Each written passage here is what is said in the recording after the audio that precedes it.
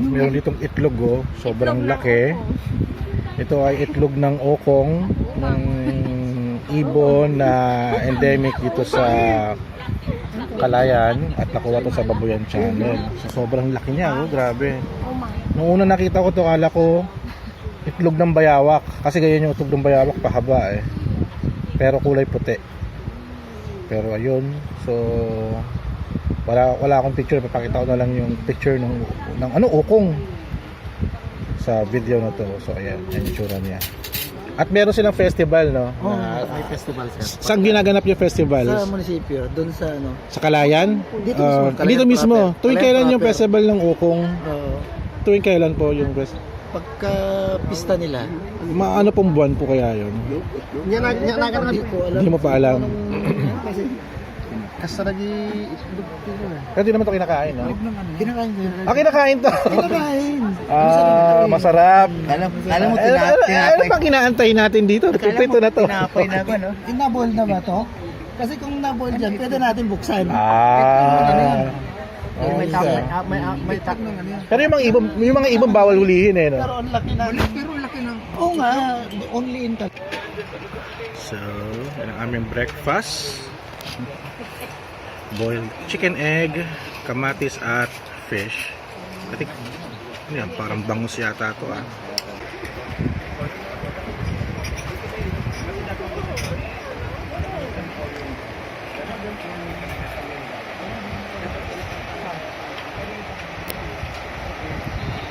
Okay, video vlog check. Today is our second day here in Calayan Island. At ito, kapag breakfast na kami. Ang breakfast namin, it's fish, parang bangus. Tapos, boiled na egg ng chicken, na native chicken, kamatis at Nescafe. So, kanina nakita nyo, no, yung itlog ng okong, yung endemic bird na meron lang dito sa Babuyan Channel sa may Calayan Island. Ayun. So, kaso hindi namin matitikman eh. Kinakain pala ito ng mga locals. At para siyang itlog ng bayawak. Pahaba. Pero also tawag din pala dito is tabon na ibon. Kasi para siyang kiwi, no? Kasi kulay black. Mukha siyang tikling, pero maliit na ibon daw, pero nakakapaglabas siya ng malaking itlog. At kaya tawag nito itong tabon, kasi tinatabunan pala niya yung itlog dun sa sand. So para siyang pawikan. Ang weird, no? So ito lang yung pinakang very interesting topic dito sa Calayan Island. Yung silang ganong ibon, classic ibon na dito lang makikita at matatagpuan. So yun. So prepare na kami. I think we're going to do another trekking. We'll be puntahan kaming cave tsaka waterfalls. At so ito, this is an official na vlogging with ASUS ZENFONE, ASUS Max Pro M2, kasi sira yung aking Fujifilm camera. So wala na akong pang vlog. So I hope yung audio ko malinaw. Pero sometimes I will shift to my GoPro para at least dun nyo makita yung wide angle ng aking adventure. So yun, so prepare muna. And ayun, see you in a bit. So this is our beach front. Medyo high tide na siya, masarap maligo. Oh, wow. Kasi puro rocks na dito eh. So banda dun, kaya ng liguan. Mukhang mababaw lang naman. So meron ditong registration. Ayan. So meron sila dito environmental fees for 150, entrance fee na 50, sanitation. So game fishing, meron silang 15,000 na fee. Meron din silang whale watching. At kasama dito yung bangka eh. Kung ganyan kadami yung ano, yung sa whale watching kasama yung bangka. Sa game fishing, that's 5 bangka for 1 to 5 days. Wow. Pwede na rin. Nasa COO ng TPB kasama namin. At ito yung port nila. Oh my gosh, check it out, yo. So dito nila ang kanilang parang pier or port. Ayan. May mga supplies doon, like for example mga grocery, ayan, gasol, mineral water for their commerce. ito yon. Sila palagi start ng trading. Actually for travel for the tour sila, ito rin yung gaganapin din. So I think parang tourism center yata yun. I think meron sila dito. Or you can also get a guide and also a boat para sa trip nyo going to the Sibang Cove or doon sa pupuntahan namin. Hindi ko pa alam kung pupuntahan namin, pero I heard yung Lusok Cave and tsaka yung may waterfalls daw. So let's check it out yun mamaya sa video natin.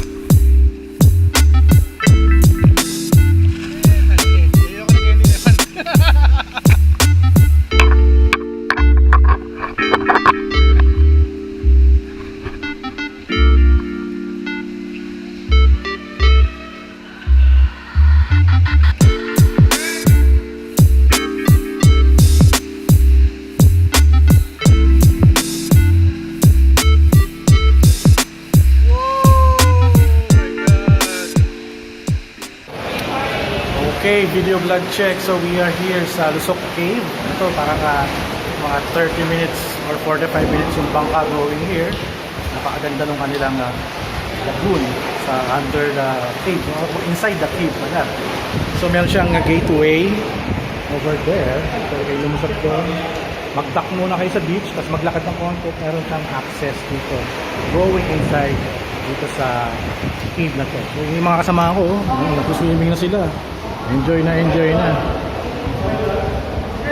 So ako, we'll switch to my GoPro and mag-life vest tayo and then snorkel tayo and let's swim.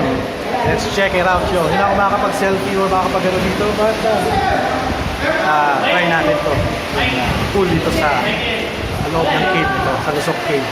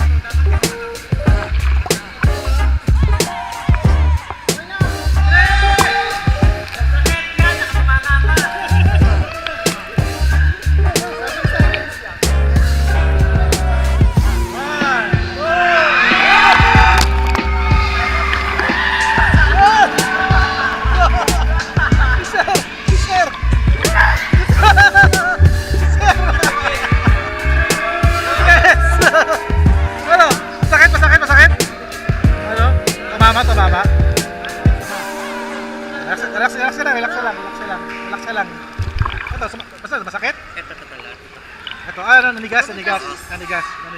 Nagganyan yun, no? Ano yan? Cramps yan eh, no? Cramps. Oh, cramps. Cramps. Teka muna, huwag nyo kilain. Pinulikat si Sir sa arms. Kaya mo ba? Arms. Hindi, magbagsak yun eh.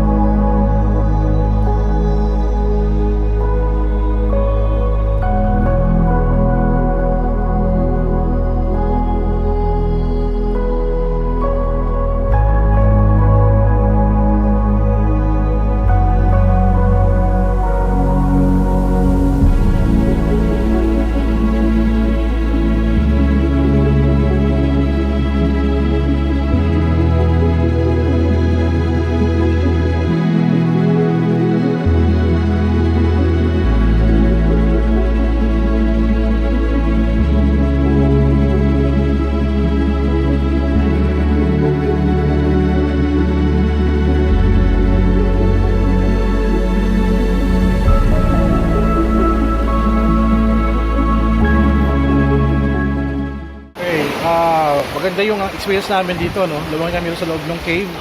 Malalim yung tubig kasi around 15 feet siguro yung lalim ng tubig, no? Observation ko sa ilalim, maraming mga maliliit na isda, mga baby fish, yung mga fingerlings, sobrang dami. I think they're staying there para kumbaga makaiwas sila sa mga predator.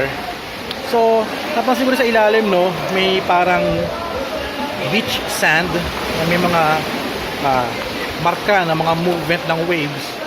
So, yung nakita ko mga pictures sa may low tide version nito, sobrang baba ng tubig, hindi ganun kalalim na around 15 feet, na talagang pwedeng mag-swimming ng maayos. So, ano pa ba na-observe mo dito? Sa kabila, merong access pa sa, kumbaga merong another cave sa kabilang side. At medyo maliit nga lang, ang ano niya, ang exit niya, dito sa nililiguan namin. Compared dito, may mga maliit na cave at merong medium size na cave. Exit niyan dun sa open water na. Dun sa kabila, malaking cave na sinilangoy namin, open water din. Sobrang ganda. So, ang hirap nga lang maligo na may vest, but at least hindi ako pagod pa nag-swimming. So, adventure, pwede snorkeling, swimming, talong-talong kayo sa bato para mini cliff diving, tapos sangkaterbang photoshoot at video vlog. So, I guess mag-group pic na kami. Ito na, nakapwesto na. So, tara, let's go.